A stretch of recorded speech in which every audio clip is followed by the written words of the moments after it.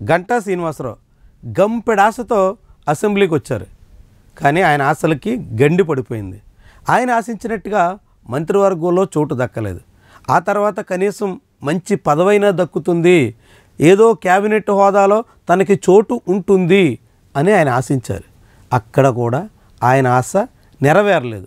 దాంతో ఇప్పుడు గంటా శ్రీనివాసరావులో అసహనం పెరిగిపోతున్నట్టుగా కనిపిస్తుంది.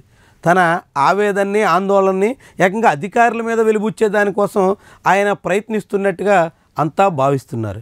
ఇటీవల మున్సిపల్ కార్పొరేషన్ జీవీఎంసీకి సంబంధించినటువంటి శానిటరీ ఇన్స్పెక్టర్ విషయంలో గంటా శ్రీనివాసరావు ధోరణి తీవ్ర విమర్శలకి ఆస్కారం ఇచ్చింది. పళ్ళు రాలగొడతానంటూ బహిరంగంగా ఒక ప్రభుత్వ అధికారిని ఉద్దేశించి ఎమ్మెల్యేగా ఉన్న గంటా శ్రీనివాసరావు చేసిన వ్యాఖ్యలు విమర్శలకు ఆస్కారం ఇచ్చాయి. పళ్ళు రాలకూడదు ఆస్కారు, పళ్ళు రాలకూడదు ఆస్కారు, పళ్ళు రాలకూడదు ఆస్కారు. బోరు కూడా తేమైంది ఇక్కడ, దాని సంబంధం బోరుకి ఇక్కడ ఇదొకటే కాదు, అంతకుముందు గంటా శ్రీనివాసరావు కూడా రాష్ట్ర ప్రభుత్వ పెద్దలకు తెలియకుండా నేరుగా ఋషికొండ భవనాల్లోకి వెళ్ళడం, ఆ భవనాలను వీడియోలు తీయడం, ఆ వీడియోలన్నీ మీడియాకి విడుదల చేయడం, ఇదంతా ఒక పెద్ద ప్రహసనంగా ఆయన నిర్వహించిన వైనం కూడా వివాదానికి ఆస్కారం ఇచ్చింది. దాని మీద నేరుగా ప్రభుత్వ పెద్దలే గంటా శ్రీనివాసరావుకి తలంటేసినట్టుగా కథనాలు కూడా వచ్చాయి. అయినప్పుడు కూడా ఆయన ధోరణి ఏమీ మారలేదనే తాజా ఉదంతాలు చాటుతున్నాయి. ఇది ఎక్కడి వరకు దారితీస్తుంది?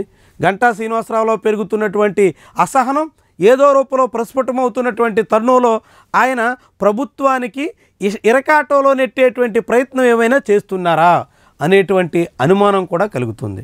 ప్రభుత్వాన్ని ఇబ్బంది పెట్టడం ద్వారా, ప్రభుత్వ పెద్దల మీద ఒత్తిడి పెంచడం ద్వారా తాను కోరుకున్నటువంటి లక్ష్యాల్ని నెరవేర్చుకోవాలనేటువంటి ధోరణికి గంటా దిగారా అనేటువంటి అనుమానం కూడా చాలామందిలో వస్తుంది. ఎందుకంటే గంటా శ్రీనివాసరావు ఇద్దరు వియంకుళ్ళు ఇప్పుడు క్యాబినెట్ హోదాలో ఉన్నారు. ఒకరు నారాయణ నేరుగా మున్సిపల్ శాఖ మంత్రిగా ఉంటే, మరొకరు పులపర్తి అంజుబాబు భీమవరం నుంచి గెలిచి ఇప్పుడు పిఎస్సి చైర్మన్గా బాధ్యతలు నిర్వహిస్తున్నారు.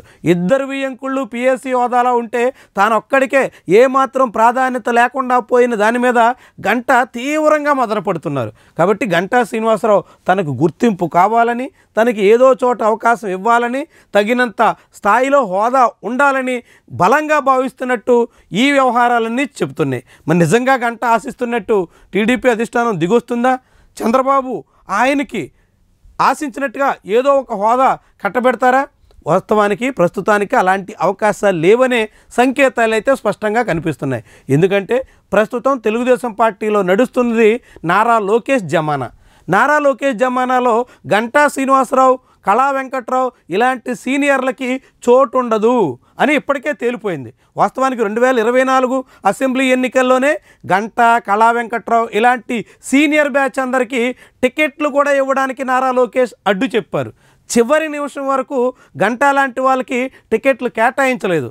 ఆఖరి జాబితాలో మాత్రమే గంటా పేరుని భీమిలి అసెంబ్లీ నియోజకవర్గం నుంచి ఖరారు చేశారు. తద్వారా కేవలం మీకు ఎమ్మెల్యే టికెట్ ఇవ్వడమే ఎక్కువ, ఇక అంతకన్నా మించి ఇతర పదవులు ఆశించవద్దు అనేటువంటి సంకేతాన్ని 2024 అసెంబ్లీ ఎన్నికల నాడే ఇచ్చేసినట్టుగా స్పష్టమవుతుంది. కాబట్టి ఇప్పుడు నారా లోకేష్ కారణంగా గంటా శ్రీనివాసరావు లాంటి అనేక మంది ఇప్పుడు ఎంత ఆశించినా అక్కడికి చేరడానికి ఆస్కారం అయితే కనిపించట్లేదు. ఈ నేపథ్యంలో గంటా శ్రీనివాసరావు ఏం చేస్తారు?